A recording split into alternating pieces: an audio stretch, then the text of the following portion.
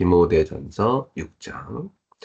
무릇 멍에 아래에 있는 종들은 자기 상전들을 범사에 마땅히 공경할 자로 알지니 이는 하나님의 이름과 교훈으로 비방을 받지 않게 하려 함이라.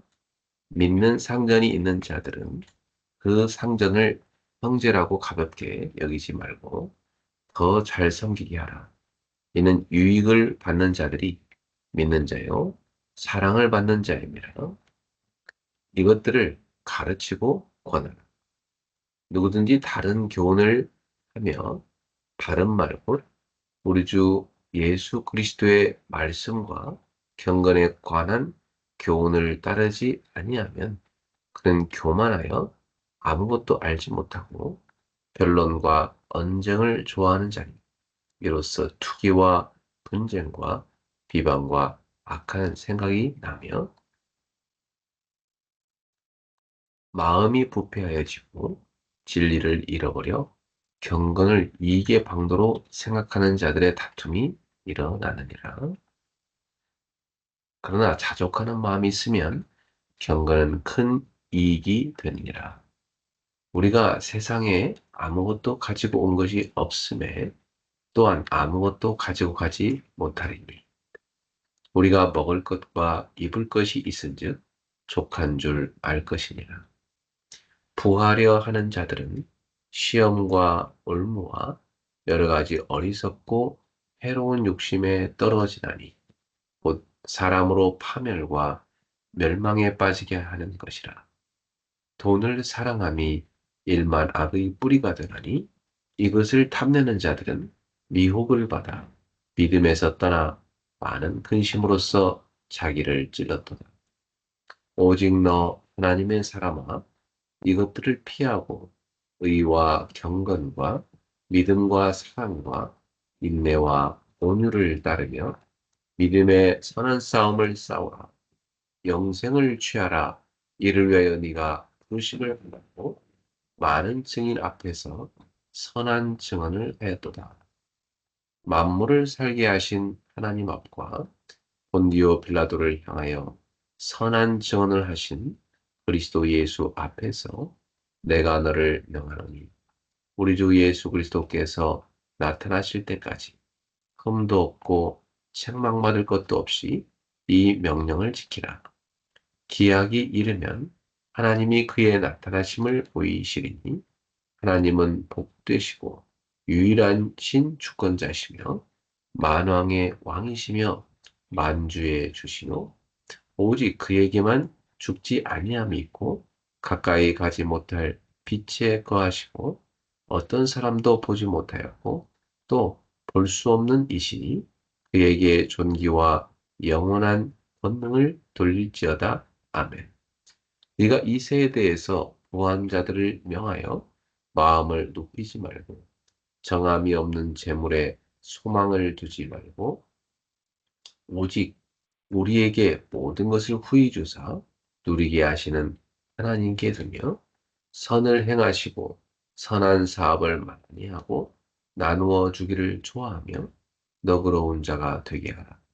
이것이 장래에 자기를 위하여 좋은 터를 쌓아 참된 생명을 취하는 것이니라. 디모데야 망령되고 헛된 말과 거짓된 지식의 반론을 피하므로 내게 부탁한 것을 지키라. 이것을 따르는 사람들이 있어 믿음에서 벗어났느니라. 은혜가 너희와 함께 있을지어다. 아멘. 네, 이제 오늘 묵상의 말씀 같이 보도록 하겠습니다. 음.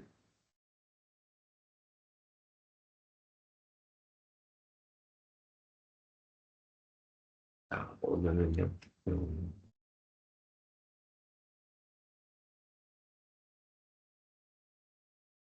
네, 주일 2부에 묵상했던 말씀을 다시 한번 묵상하겠습니다. 말씀을 묵상할 때 항상 세 가지 질문을 하시면서 보십시오. 하나님은 누구신가? 오늘 나에게 무엇을 말씀하시는가? 오늘 내가 실천할 것은 무엇인가? 자, 하나님의 권능은 언제부터 나타납니까? 창세기 1장 8절 말씀입니다. 오직 성령이 너희에게 임하시면 너희가 권능을 받고 예루살렘과 온 유대와 사마리아와 땅끝까지 이르러 내 증인이 되리라 하시니라. 자, 서론입니다. 모든 성도는 하나님의 권능을 사모합니다. 신앙생활하면서 많은 성도들이 같은 질문을 합니다. 왜 어떤 사람은 영적으로 힘있게 살아가는데 나는 늘 지치고 연약합니까? 왜 어떤 사람은 응답을 받는데 나는 답답하기만 합니까? 하나님의 능력은 언제부터 나타납니까? 예수님께서는 이 질문에 분명한 답을 주셨죠. 오직 성령이 너에게 임하시면 너희가 권능을 받고 하나님의 권능은 특별한 몇 사람을 위한 것이 아닙니다. 하나님의 자녀된 모든 사람에게 주신 약속이죠. 중요한 것은 그 권능을 어떻게 누리느냐입니다. 권능은 노력으로 만들어내는 것이 아니라 성령께서 주시는 선물인 거죠. 선물인 것입니다. 자, 두 번째, 권능은 복음 위에서 시작됩니다. 하나님의 권능은 복음 밖에서 시작되지 않습니다. 복음이 분명해질 때 권능도 시작됩니다. 하나님은 원래 인간을 하나님의 형상대로 창조하시고 하나님과 함께 살도록 하셨죠. 그러나 인간은 죄로 인해 하나님을 떠났고 영적으로 죽게 되어 사탄의 지배 아래 놓이게 되었어요. 사람들은 종교와 철학과 선행과 노력으로 이 문제를 해결하려고 했지만 실패했습니다. 인간의 최선의 노력으로도 죄와 사망의 문제는 해결할 수가 없습니다. 그래서 하나님께서 직접 구원의 길을 여셨지요. 예수 그리스도께서 십자가에서 우리의 죄를 담당하시고 사탄의 권세를 깨뜨리셨으며 죽음을 이기고 부활하셨습니다. 누구든지 이 예수 그리스도를 믿으면 죄 사함을 받고 하나님의 자녀가 되며 성령께서 영원히 함께 하십니다. 이것이 바로 복음입니다. 이 복음을 누릴 때 하나님의 권능이 시작됩니다. 자, 세 번째, 신앙생활은 날마다 세 가지 싸움이죠. 성도는 매일 영적 싸움을 싸웁니다. 첫째는 죄와의 싸움이고요. 둘째는 세상과의 싸움이고, 셋째는 사탄과의 싸움입니다. 우리 힘으로는 이길 수 없죠. 오직 성령의 능력으로만 가능합니다. 그래서 우리는 날마다 그리스도를 붙잡고 성령 충만을 구해야 됩니다. 오늘 말씀을 통해서 하나님의 권능은 언제부터 나타나는가? 라는 질문에 대한 답을 함께 붙잡고자 합니다. 물론 첫 번째, 하나님의 권능은 복음을 믿는 순간부터 시작됩니다. 하나님 자녀가 될 때 이미 축복은 시작이 된 것입니다. 자, 예수 그리스도를 믿는 순간 우리의 원죄가 해결이 된 것이죠. 로마서 8장 1절은 말씀합니다. 그러므로 이제 그리스도 예수 안에 있는 자에게는 결코 정죄함이 없나니 하나님의 자녀가 되는 순간 소속이 바뀌고 신분이 바뀌며 영적 운명이 완전히 바뀐 것입니다. 더 이상 사탄의 자녀가 아니라 하나님의 자녀입니다. 권능은 그때부터 이미 시작된 것입니다. 실제로 복음을 받아들인 사람들의 삶에는 변화가 일어납니다. 네. 아무리 어둠 속에 살던 사람이라도 예수 그리스도를 영접하는 순간 새로운 인생이 시작됩니다. 하나님의 권능은 구원과 함께 시작이 됩니다. 범죄를 회개할 때 능력이 회복됩니다. 하나님의 자녀도 죄를 지을 수 있어요. 죄가 구원을 빼앗지는 못하지만 은혜를 누리지 못하게 만들 수 있는 것입니다.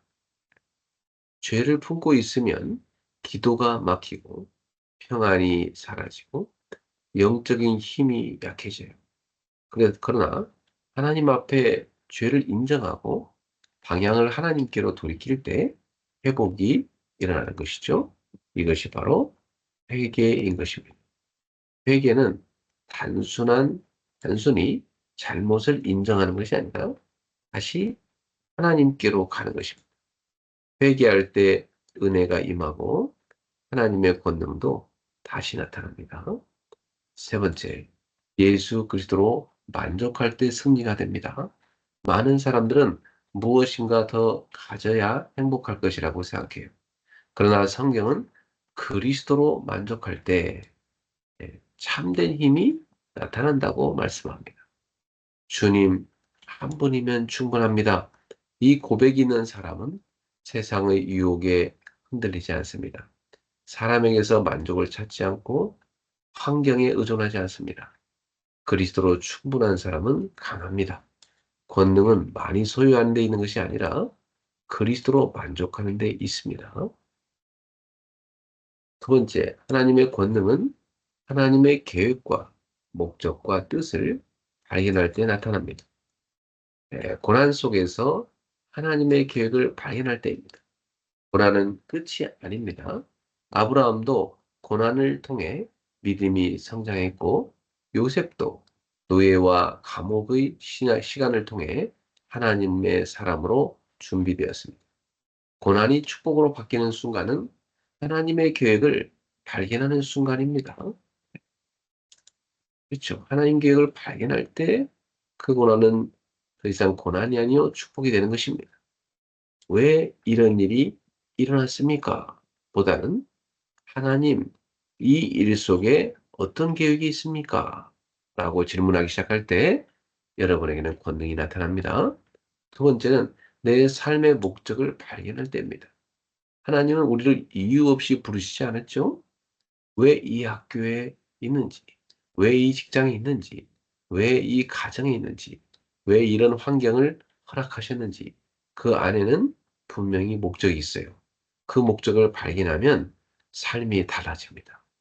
목적 없는 삶은 쉽게 지치지만 하나님의 목적을 발견한 사람은 어려움 속에서도 흔들리지 않는 것입니다.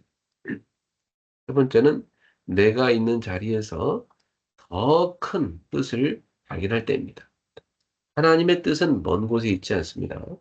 내가 있는 자리, 지금 만나는 사람, 지금의 환경 속에 있어요. 하나님은 현재의 사건과 만남을 통해서 일하고 계십니다. 지금 있는 자리에서 하나님의 뜻을 발견할 때 새로운 힘과 권능이 나타나기 시작합니다. 세 번째, 하나님의 권능은 기도할 때 실제로 임합니다. 기도할 때 성령께서 역사하셔요. 예수님은 제자들에게 성령을 기다리라고 말씀하셨어요. 제자들은 마가의 다락방에서 기도했고 성령이 임했습니다. 그들은 모두 두려운 사람들이지만 성령 충만을 받은 후 세상을 변화시키는 증인들이 되었습니다. 오늘도 동일합니다. 성도는 기도를 통해 성령의 능력을 누리는 것입니다. 그래서 하루를 시작할 때 먼저 기도해야 돼요. 주는 그리스도시요 살아계신 하나님의 아들이십니다. 오늘도 성령 충만을 주옵소서. 이렇게 하루를 시작하는 사람에게 하나님의 권능이 나타납니다. 기도할 때 치유가 일어납니다. 사람은 영혼과 마음과 몸이 연결되어 있어요. 영적인 문제가 마음에 영향을 주고 마음의 문제는 육신에도 영향을 줘요. 그래서 기도는 단순한 종교 행위가 아니라 바로 전인적인 치유의 시작인 것입니다. 기도할 때 영적인 문제가 힘을 잃고 마음이 회복되고 삶의 균형도 회복돼요. 말씀을 붙잡고 기도하는 사람에게는 감사가 회복되고 불안과 염려가 무너지기 시작합니다. 자, 세 번째, 기도할 때 증인의 삶이 시작됩니다. 사도행전 1장 8절의 결론은 권능 자체가 아닙니다. 내 증인이 되리라. 하나님께서 권능을 주는 이유는 자랑하게 하시기 위함이 아니죠. 복음의 증인으로 살게 하시기 위함입니다. 기도하는 사람은 응답을 경험하게 되고 응답을 경험한 사람은 자연스럽게 증인이 됩니다. 자, 결론입니다. 첫째, 하나님의 권능은 이미 시작되었어요. 예수 그리스도를 믿는 순간 우리는 하나님 자녀가 되었고 이미 축복은 시작되었죠. 그러므로 우리는 언젠가 능력이 나타나겠지 이렇게 생각할 필요가 없어요. 하나님의 권능은 이미 내 속에, 내 삶 속에 시작이 되었구나 이렇게 깨달아야 돼요. 두 번째, 권능은 발견될수록 더 크게 누려져요. 회개할 때 고난 속에서 하나님의 계획을 발견할 때, 삶의 목적을 찾을 때, 하나님의 뜻을 발견할 때 그 권능은 더욱 깊고 풍성하게 나타나는 것입니다. 자, 그리고 기도하는 사람에게 권능은 실제가 됩니다. 기도는 영혼의 생명선이에요. 하루 종일 하나님께 집중하는 시간을 반드시 가지십시오. 말씀을 붙잡고 기도하십시오. 그리고 호흡하는 순간마다 성령 충만을 구하십시오. 오직 그리스도, 오직 하나님의 나라, 오직 성령 충만, 이 언약을 붙잡고 기도할 때 하나님의 권능은 실제가 됩니다.